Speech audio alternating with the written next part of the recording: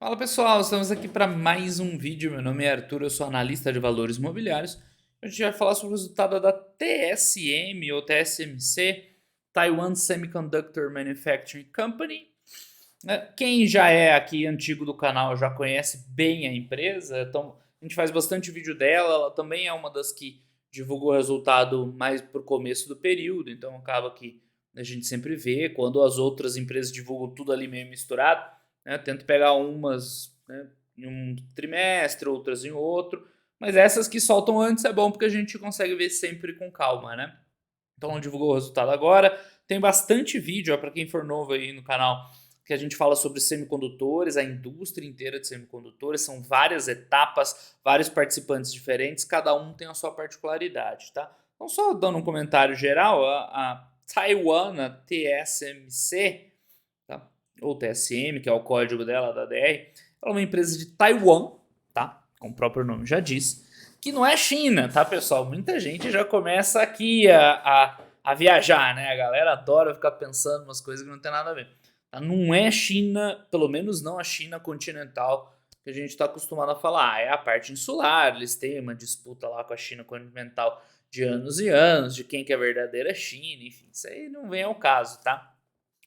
E por mais que ela esteja lá em Taiwan, cara, é uma empresa classe mundial, mas assim de longe, tá? O que ela tem de vantagem competitiva de tecnologia, de não é exagero dizer que não tem paralelo, não existe uma outra empresa no mundo que tem, né, o que a TSM tem, certo?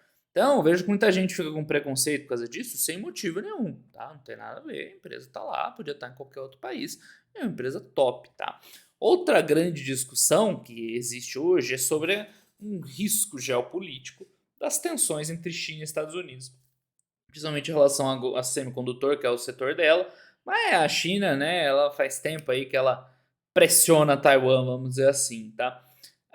Quanto a isso, pessoal, acho que é um certo exagero, porque se a gente for ver aqui, né, o quanto que a TSM já valeu, a queda que ela teve agora esse ano, quando começaram as sanções americanas, a China e tal, né, pô, a empresa caiu pela metade, velho. Vamos ver aqui o market cap fica mais fácil de ver, né?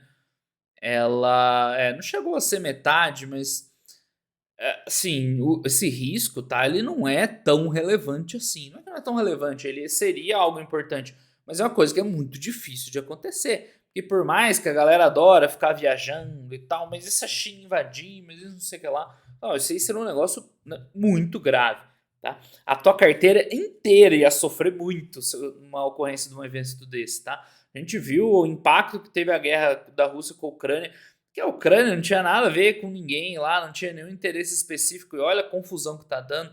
Imagina um China-Taiwan, seria um negócio monstruoso, tá? É óbvio que vai continuar tendo tensões e sanções e coisas do tipo, mas esse seria um evento que ia impactar a economia mundial de um jeito que a Taiwan ia ser só um detalhe na tua carteira, tá? Todo o resto ia ser muito fortemente impactado. E se acontecer um negócio desse, vai ser uma crise global aí muito séria. Então, assim, eu não vejo motivo para colocar esse risco muito acima dos outros, né? Porque existindo um evento como esse, vai ser um negócio tipo pandemia, tipo sistêmico em tudo quanto é empresa, no mundo inteiro, que sabe, sei lá, o que, que vai acontecer depois.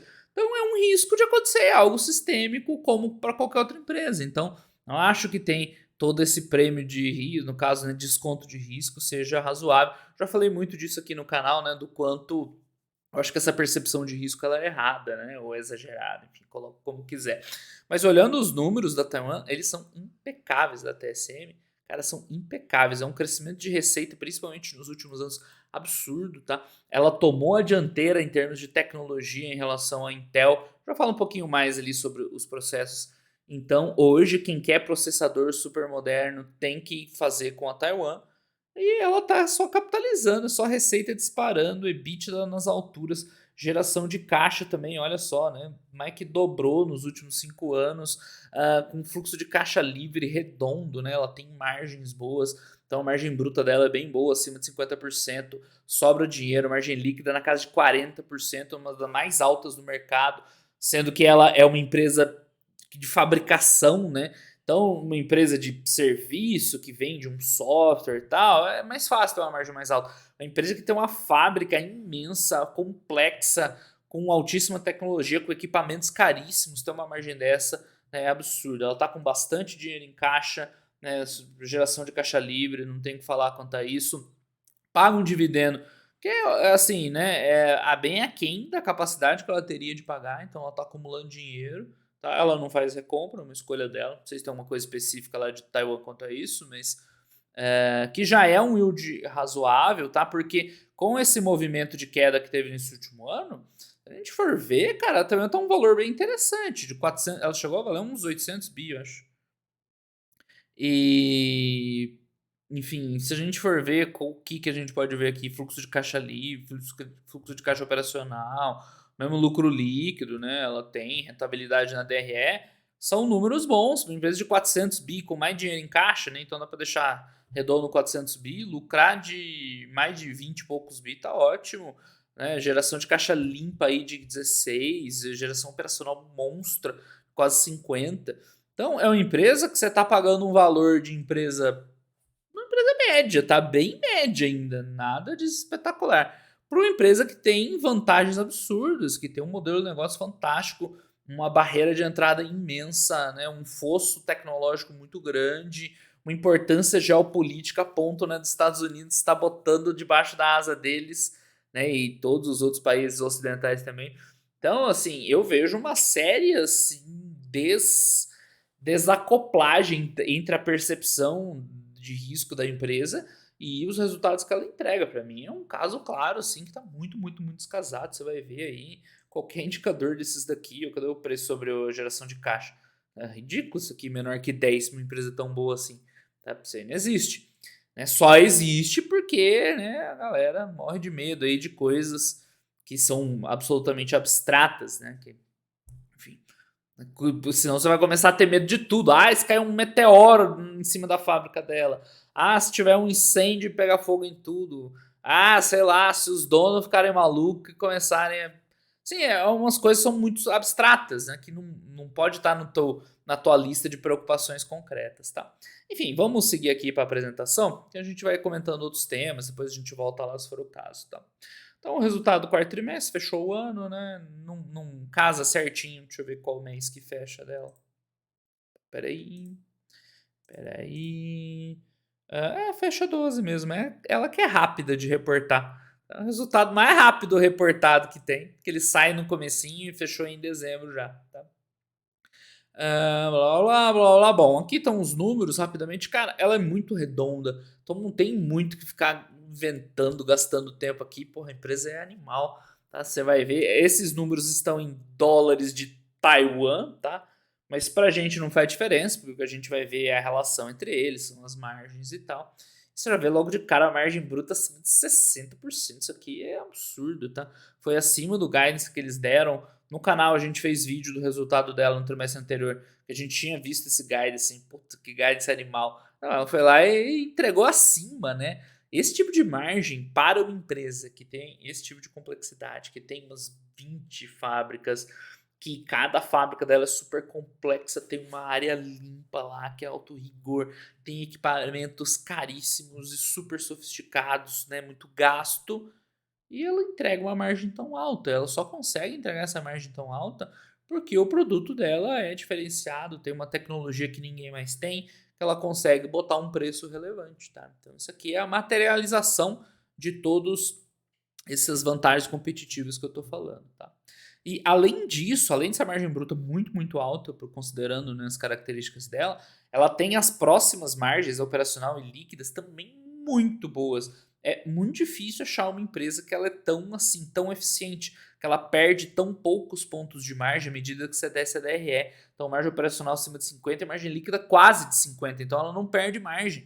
Né? A margem bruta ela entra quase cheia lá embaixo no lucro líquido. Por quê? Porque é uma empresa muito eficiente, ela não precisa ficar gastando com marketing, com marca, com essas coisas. O grande gasto que ela tem é R&D, que é Research and Development, que é pesquisa e desenvolvimento. Né? Em português, a gente costuma falar P&D, pesquisa e desenvolvimento. Por quê? Porque ela é a mais avançada tecnologicamente. Então ela continua investindo para continuar mantendo a distância para os outros concorrentes, que, claro, né, vão tentar alcançar ela. Então, o gasto de R&D dela fica na casa de 7%. Se você tirar dos 62 aqui, já 55 já quase a margem operacional, né? Então, o resto dela é muito eficiente, muito, muito eficiente. Então é isso, você tem uma empresa com tudo quanto é vantagem que a gente está falando, 50% quase de margem bruta, isso aqui é muito alto, tá, pessoal? Muito, muito alto mesmo. O ROI dela também é fantástico, tá? E é impressionante, esse ROI aqui, ele significa muito, tá? Não só pelo número em si, mas é porque em cima do investimento muito alto. A gente já vou falar disso quando chegar a hora, mas o CAPEX que ela está enfiando nessas novas gerações, assim, ele é brutal. É 30 bi de dólares. Aqui é dólar americano, tá? É padrão do Fundamentei, sempre em dólar americano. Cara, ela tá botando 30 bi de dólares de CAPEX e enfia 40% de ROI em cima. Então são números muito bons, muito, muito saudáveis. Como eu falei, não tem nenhuma empresa que apresenta esse tipo de número, esse tipo de rentabilidade aqui, tá? Então, se você é assim, mas, pô, Arthur, eu tenho dificuldade, né? Esse negócio de Taiwan, eu já expliquei que não tem problema ser de Taiwan, pode ser de qualquer outro lugar do mundo. Mas eu tenho dificuldade em entender como é que é o business e tal. Então eu sempre falo que você não precisa ser um expert em tudo quanto é tipo de assunto do mundo, né, para investir em várias empresas diferentes. Você tem que entender detalhes de semicondutores e tal. Mesmo que você tente, a maior chance é que você fique perdido ali nas informações e não consiga processar tudo. Então você tem que entender o básico. Né, o básico que seja suficiente para você chegar aos números aqui, entender de onde eles vêm, por que esses números são tão bons. Assim, tá? Porque você só olha os números, você olha, putz, que empresa fantástica. Mas aí o cara pode ficar meio inseguro, assim, mas será que é isso mesmo e tal? Como que ela consegue? Quando você entende um pouquinho do negócio, tá? Não tô falando para ser um expert, mas para entender o básico, aí você entende que esses números são para valer, são reais. E aí, né, a coisa fica muito mais interessante para o investidor, certo? Bom, vamos falar um pouco mais sobre os negócios dela e eu vou explicando outras coisas, tá? Então, o que é esse Revenue by Technology? Então, é a quebra da receita separada entre as categorias, né, tecnológicas dos produtos. O que isso quer dizer? Para você fabricar um processador, tá? Você tem vários tipos lá de arquitetura. Eu não sei usar os termos corretos, tá? Nunca sei. Como eu falei, também não precisa, tá? Então, isso aqui está entre o tamanho do transistor, tá? Em nanômetros. E quanto menor, mais interessante, que você tem uma densidade maior no processador e tal. Então, para falar de uma maneira bem simples, né, a gente vê que as principais linhas de receita estão nos menores, que são os mais avançados. E entre esses 5 e 7 nanômetros está só a Taiwan que faz hoje no mundo. Então, se você é uma AMD, se você é uma Apple, se você é uma Nvidia, se você é qualquer outro fabricante, né, quem projeta, faz o design dos processadores, se você quer ter um processador superior, né, dessas tecnologias que são melhores, você tem que fazer com a Taiwan. Então é por isso que ela é um ponto-chave na cadeia. Tá? É isso que você tem que entender. Tem vários tipos de players aqui entre os semicondutores. Tem quem faz esse design dos processadores, que é quem provavelmente você conhece porque está no seu computador aí, né, que é Intel, Nvidia, Apple, tem a Samsung de celulares também e tal. E você tem as foundries. Quem é a foundry? É, por exemplo, a TSM.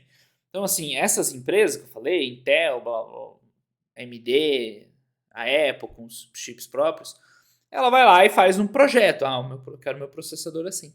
Só que na hora de fazer ali, né, fisicamente o produto, e quem faz? São as foundries, que é a TSM.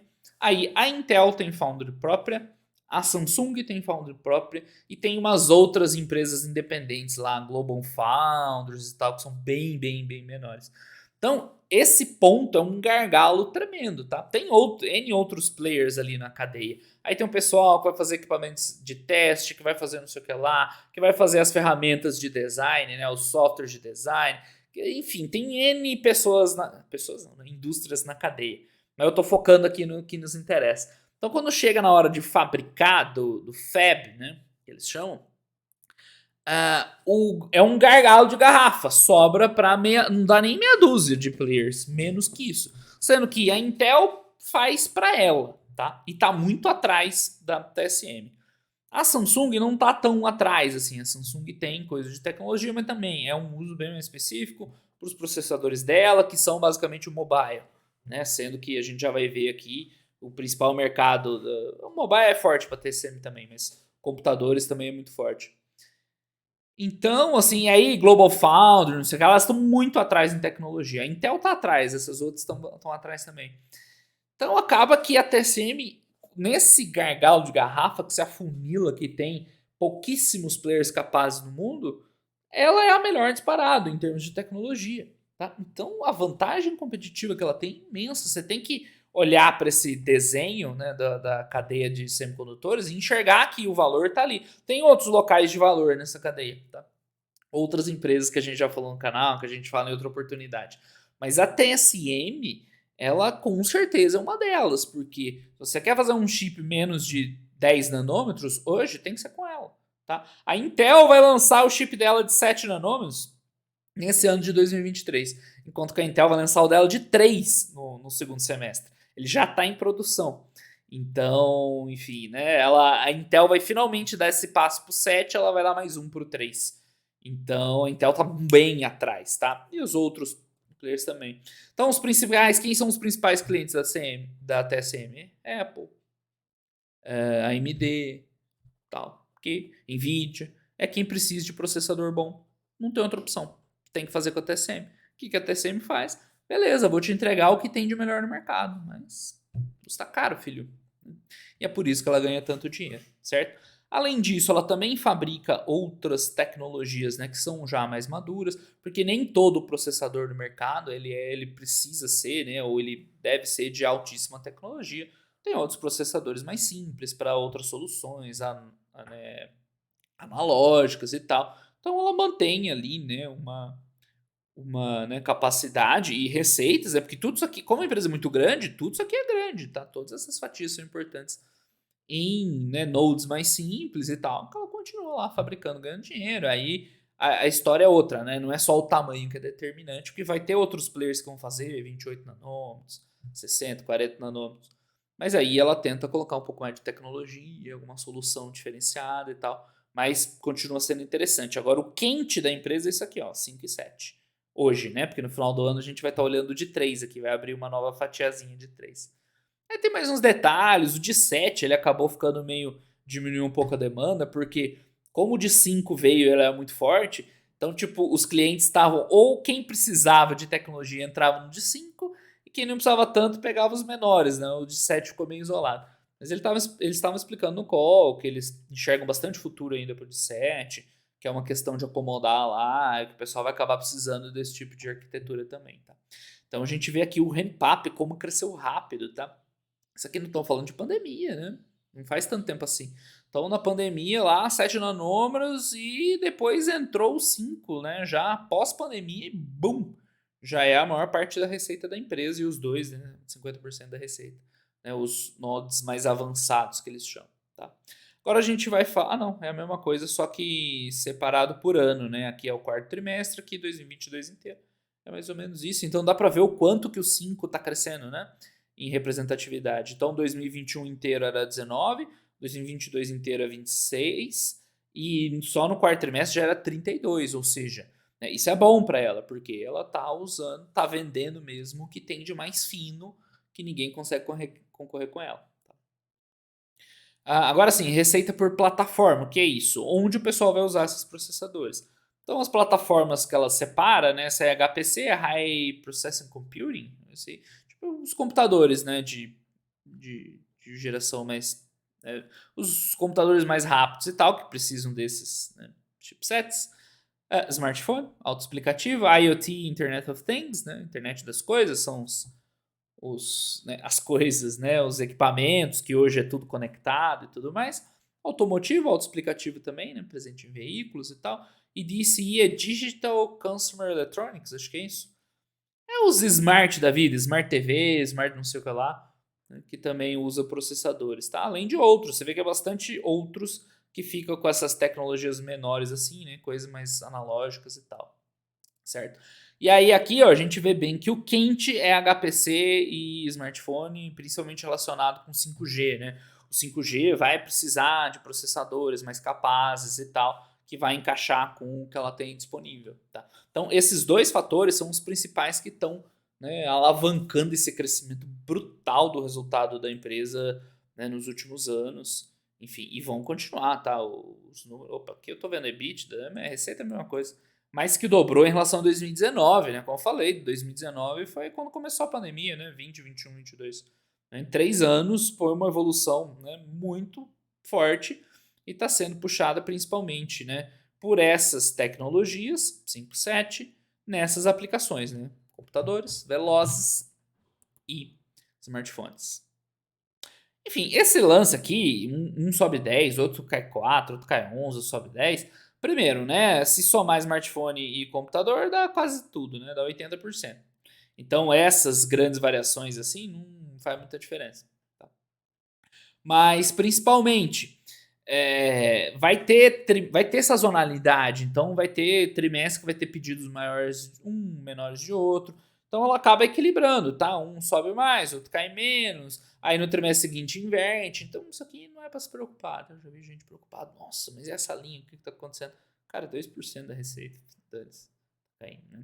Importante que essa que é pesada está crescendo. E aqui é a mesma coisa, só que do ano. Aí no ano você vê um pouco essa sazonalidade, o efeito dessa sazonalidade retirada, né? Então você vê que todos cresceram, tirando o Consumer Electronics, que deve estar com muita restrição de fabricação ainda, né?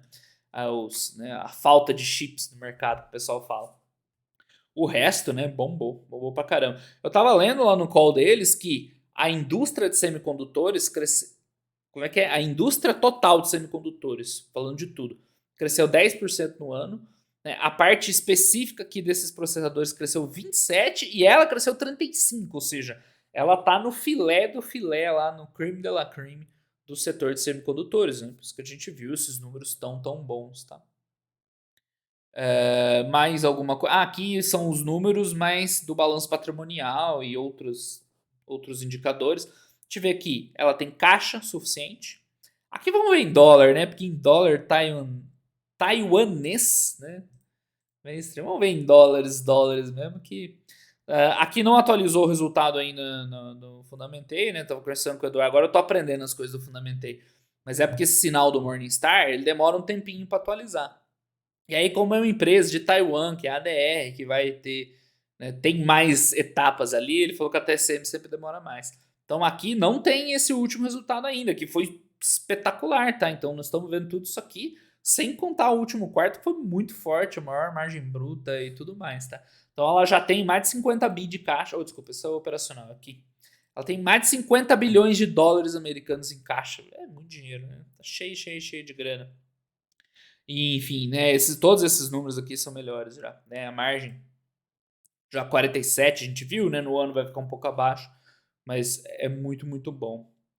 Que mais que tem aqui? Recebíveis, estoques. Cara, tudo isso aqui vira irrelevante perto do resto, né? Nem tem por que ficar olhando muito para os passivos da empresa. A empresa é uma máquina de fazer dinheiro. Né, os dias de estoque e tal. Então, vida que segue. O cash flow também é uma maravilha, né? Vamos ver em dólares americanos. Olha só, é 50 bi de fluxo de caixa operacional. É muito dinheiro, é muita grana. Só não é mais assim porque a empresa está investindo muito, né? Então o CAPEX é alto, na faixa aí de 30 bi de CAPEX. É muito dinheiro também. Agora, sobra, né? A grana sobra com facilidade aqui, né? Vai dar mais de 15 bi de dólares de fluxo de caixa livre, limpinho no final, que é o que geração de valor para acionista, né?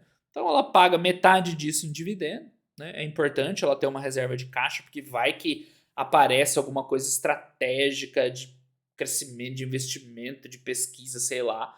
Ela tem bala na agulha para, né, para pisar o pé no acelerador.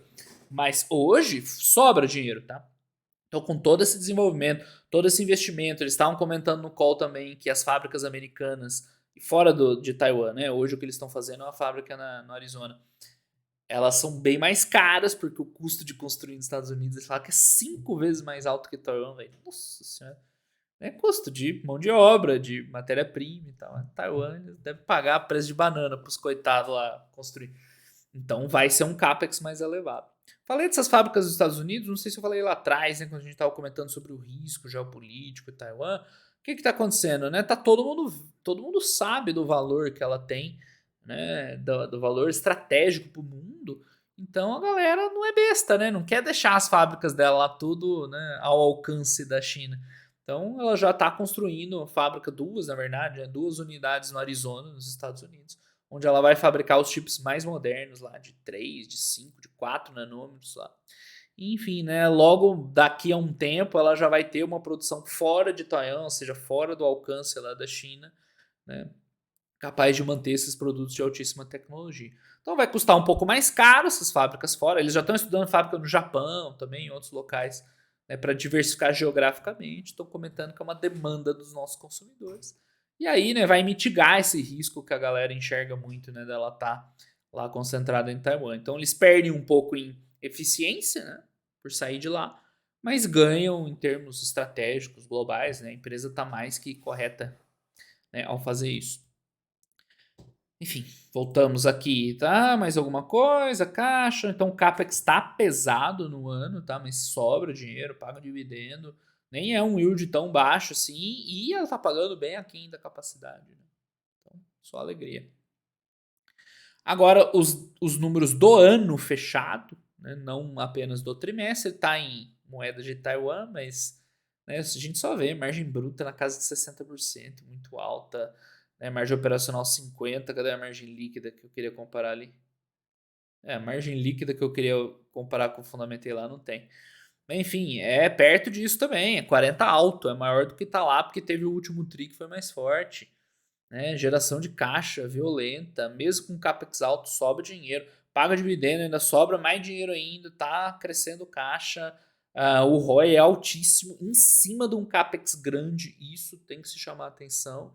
Não tem que falar dos números da empresa, né? São excepcionais, excepcionais. E falando de 2023, né? Agora vamos começar a falar da parte um pouco pior, né? Não vou nem dizer que é ruim, mas o guidance para o começo do ano é um guidance mais pé no chão, tá? Uma receita entre ali, no caso dos 17 bi de dólares. Lembrando que esse foi quanto? Foi 19? Ué, geralmente tem aqui no comecinho. Aqui, ó. Foi 20 bilhões de dólares. Então, ela vai ter uma queda importante no primeiro trimestre de 2023, tá? Vai cair de 20 para 17. Tudo bem, né? Ainda é muito dinheiro, porque se você olha e compara com o que ela lucrava, ainda é mais dinheiro que 2020, ou que 21, desculpa. Então vai ser um pouco menos, que vamos ver por trimestre, vai ficar mais fácil de ver. Tava mostrando EBITDA, né? Mas estamos falando de receita. Então ela entregou agora 20, tá? Então olha só a escadinha que linda, né? Lá de trás, 7, 9, 10, 10, 12, 13, 14, 15, 17, 18, 19, 20. Então, bom, né? Então, subiu muito rápido. Agora vai voltar a ser 17, mas é o resultado de 2 trimestres atrás, tá? Então é normal dar uma arrefecida. O que, que eles estavam explicando? Por que, que vai cair? Porque, primeiro, durante a pandemia teve uma procura maior, né, por digitalização em geral, que favorece ela. Aí, logo depois, teve um impacto na cadeia de suprimentos, né, disrupção de cadeia de suprimentos que veio da recuperação da pandemia. E aí, os clientes dela, né, os outros grandes fabricantes, resolveram fazer estoque. Falaram, não, se está tendo disrupção na cadeia, vamos encher o estoque aqui para não perder venda. Então, ela teve uma demanda assim, muito forte nos anos aí de recuperação da pandemia, de 12 no começo de 2021 para 20 no fechamento de 2022. Brutal. Então, o que eles falaram, agora vai, né, o pessoal que montou um monte de estoque, né, não precisa comprar tanto e vai dar uma caidinha, mas vai cair para o resultado de 2 trimestres atrás. É muito bom ainda esses 17 bi de guidance aqui, tá? Outra coisa para quem não acompanha a empresa, como eles trabalham com uma carteira de pedidos, que não é assim, você chegar lá, bater na TSM e falar, me vê aí, né? Um container de chip aí, eu vou passar de tarde para buscar. Não, não é assim. É uma carteira de pedidos longa. Esse guidance deles aqui, ele é bem, né, tipo, vai ficar aqui, né, não costuma escapar. Ele é bem estreito, né, 16.7 a 17.5, né, e eu sempre acerto, tá? E, enfim, fora isso, eles comentaram que o primeiro semestre inteiro deve ser lento, tanto o primeiro trimestre quanto o segundo, mas que no segundo semestre desse ano vai voltar a crescer forte, porque vai passar um pouco dessa acomodação dos estoques e vai entrar o novo Node de 3 milímetros. Então vai um novo produto que eles comentaram que a demanda é maior do que a capacidade deles de fabricar, ou seja, Eles vão vender tudo que eles vai operar a pleno vapor e vai vender toda a capacidade deles, né, nesse início, porque, enfim, né, é o que tem de mais novíssimo, e já vai entrar arrebentando nos resultados da empresa. Tá? Então, é isso. Vai ser um primeiro semestre mais acomodado? Vai, mas ainda vai ser um resultado muito forte. E o segundo semestre aí volta a crescer igual uns malucos de novo, né? Com margem brutas altas, vai ser um pouco mais baixo do que agora. Por que cai a margem bruta, né? Porque diminuiu o fator de utilização das fábricas e tal. Mas, pô, 50 e poucos por cento é muito alto. Margem operacional também muito alta, ou seja, né? Mesmo quando tem um trimestre fraco, ainda vai ser bom o resultado, né? Muito, muito legal. Enfim, mais uns comentários. Então, ó, eles já fizeram a cerimônia do 3 nanômetros, que eles estão começando agora a produção de grande volume, tá? Agora no final do mês. Final do ano, né? De 2022. Quase no ano novo. Então, para o segundo semestre vai começar a entrar a receita dessas vendas de 3 nanômetros. Eles já falaram, já vai entrar em uns 20% de mix, 10 a 20% de mix, ou seja, dinheiro pra caramba. A fábrica nos Estados Unidos, né, no Arizona, eles começaram a construção. Então vai ter 2 fabs lá, 2 unidades fabris, né? E vai começar aí daqui a alguns anos, 2024, 25, 26, por aí. E vão enfiar 40 bi de dólares lá. Então, esse investimento ele é pesado. Então fica muito difícil para uma empresa ir lá e concorrer com uma TSM, porque quem tem 40 bi de dólares assim, ó, para botar no investimento? Fora a tecnologia que tem. Então, quanto mais ela investe, ela vai fazendo um fosso assim, fica muito difícil competir com ela, tá? Fica muito, muito difícil competir com ela. Enfim, dividendo e tal. E acabou, tá? Essa é a TSM, espero aí que eu tenha conseguido passar para vocês o quão boa essa empresa, tá? Não tem que comentar dos números, é tudo excelente, cresceu demais. Mesmo esse momento do ciclo que a gente vê algumas empresas de processadores aí sofrendo muito, vai ter mais vídeo de empresa desse segmento aí, com certeza, esse trimestre. Então, algumas estão sofrendo bastante. Eu falei da Micron no recap do ano, né? Na retrospectiva. A Micron, o ciclo de memória, ele deu uma apertada boa, ela vai sofrer bastante. Tá? A TCM ele vai cair um pouquinho aqui, mas vai continuar um resultado absurdo, é dinheiro pra caramba, paga dividendo, enfia um capex monstruoso, só né, ganha tecnologia, né? Então tem muita, muita, muita coisa boa. E sim, eu não vou dizer que é irrelevante o tal do risco geopolítico, né, de estar lá, né, as ameaças da China, mas para mim é uma desproporção entre a qualidade da empresa e esse risco brutal, cara. E o investidor bom é esse, que aproveita essas né, desproporções aí do mercado para investir em coisa boa, tá? Então, TSM, empresa fantástica, sensacional. Os números não tem o que falar. O negócio não tem o que falar também, né? Não entrei em tantos detalhes aqui, mas quem quiser pode ver outros vídeos aí do canal, que a gente fala do processo de fabricação, dos fabs, do wafer lá, como é que é, das várias empresas envolvidas. Quem é novo aí pode deixar que a gente vai falar de várias outras empresas, das melhores, né? Claro. Mas é um ecossistema grande, tem um monte de empresas diferentes. E o que você tem que ver como investidor é identificar onde estão os pontos de valor, né? Falando, aqui tem valor. Um deles é a TSM. Vou pra cá. TSM tem muito, muito valor, não tenho dúvidas disso. Ok, pessoal? Então esse foi o vídeo sobre a Taiwan Semiconductor Manufacturing Company, TSMC ou TSM. Excepcional empresa aí, nunca canso de fazer resultado. Essa eu vou fazer todo trimestre aí que tiver o resultado, porque né, é uma felicidade olhar esses números tão bons. Ok, pessoal? Então por hoje é só. Um grande abraço aí para todo mundo e até os próximos vídeos. Valeu!